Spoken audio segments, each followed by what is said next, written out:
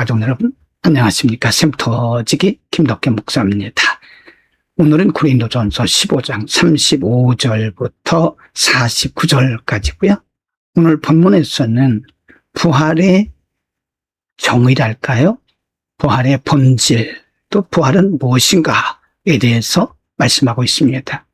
맨 첫 시간에는 그리스도의 부활에 대해서, 그리고 어제 본문에 대해서는 그리스도의 부활과 믿는 성도의 부활의 관계성, 그리고 오늘 본문에서는 각 사람이 부활하게 될 부활의 정체성 혹은 부활의 정의, 부활의 본질이 무엇인가에 대해서 세밀하게 설명을 하고 있습니다.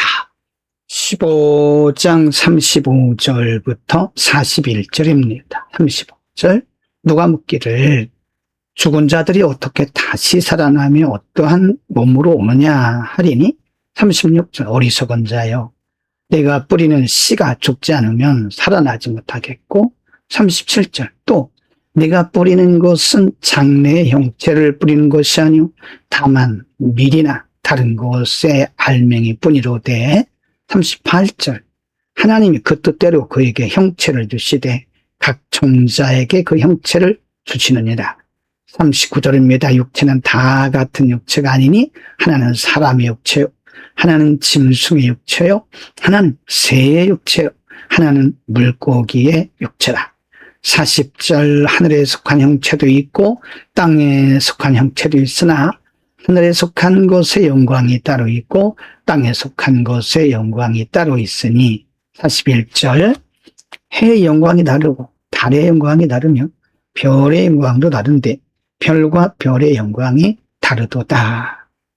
부활의 본질, 부활의 특성을 개념적으로 설명하기 위해서 이렇게 말씀을 하고 있습니다. 씨 뿌리는 이를 통해서 비유적으로 설명을 하고 있는데요. 37절에서 보면 내가 뿌리는 것은 장래의 형체를 뿌리는 것이 아니오 다만 밀이나 다른 것의 알맹이다, 그런 거죠.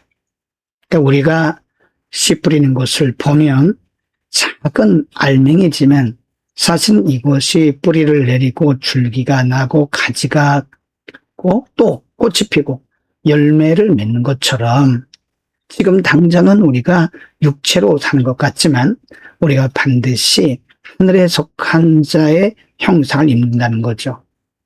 39절에도 보면 육체는 다 같은 육체가 아니고 하나는 사람의 육체요, 하나는 짐승의 육체요, 하나는 새 육체요, 하나는 물고기의 육체라고 말씀하면서 40절에 하늘에 속한 형체, 또 땅에 속한 형체가 있다라고 말씀합니다. 육이 있으면 반드시 영이 있고, 그리고 영은 육과 더불어서 이제 부활하고 영생한다는 거죠. 보이는 세계와 보이지 않는 세계가 있다는 사실을 이렇게 설명을 하고 있는 겁니다. 15장 42절부터 49절입니다. 42절, 죽은 자의 부활도 그와 같으니 썩을 것으로 심고 썩지 아니할 것으로 다시 살아나며, 43절, 욕된 것으로 심고 영광스러운 것으로 다시 살아나며 약한 것으로 심고 강한 것으로 다시 살아나며, 44절, 육의 몸으로 심고 신령한 몸으로 다시 살아나느니 육의 몸이 있은 적도 영의 몸도 있느니라. 45절, 기록된 바 첫사람 아담은 생명이 되었다함과 같이 마지막 아담은 살려주는 영이 되었나니. 46절입니다. 그러나 먼저는 신령한 사람이 아니요 육의 사람이요 그 다음에 신령한 사람이니라. 47절, 첫사람은 땅에서 났으니 흙에 속한 자이거니와 둘째 사람은 하늘에서 나셨느니. 48절, 무릇 흙에 속한 자들은 저 흙에 속한 자와 같고 무릇 하늘에 속한 자들은 저 하늘에 속한 이와 같으니. 49절, 우리가 흙에 속한 자의 형상을 입은 것 같이 또한 하늘에 속한 이의 형상을 입으리라.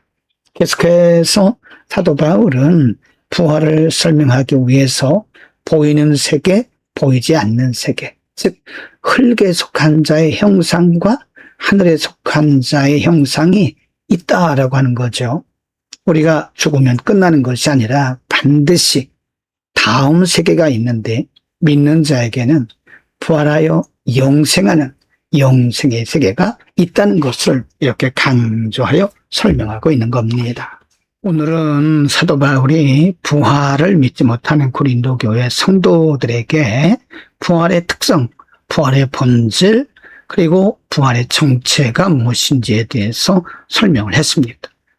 좀 어렵긴 하지만 한마디로 요약을 하면 흙에 속한 자의 형상이 있고 하늘에 속한 자의 형상이 있다는 거죠. 사람이 이 땅에서 육을 입고 살다가 그것으로 끝나는 것이 아니라 믿는 자들은 육을 벗어나서 이제 예수 그리스도와 함께 영원히 사는, 부활하여 영원히 사는 영생의 세계, 부활의 세계가 있다는 사실을 이렇게 설명하고 있는 겁니다. 그렇습니다, 여러분. 우리에게는 부활의 소망이 있습니다.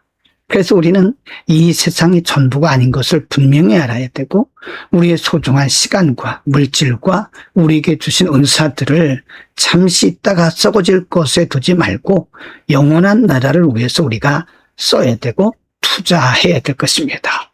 영원한 것을 위해 살아갑시다. 기도합니다. 걸어가신 우리 아버지, 우리를 예수 믿는 하나님의 자녀가 되게 하시고 예수님의 권세를 주시고 또 우리에게 믿는 자에게 주시는 영생의 소망, 부활의 소망을 주심을 감사합니다. 이 세상에 우리의 초점을 두지 말게 하시고 우리의 시선이 언제나 하나님 나라에 있게 하옵소서. 예수 그리스도 이름으로 기도드립니다. 아멘.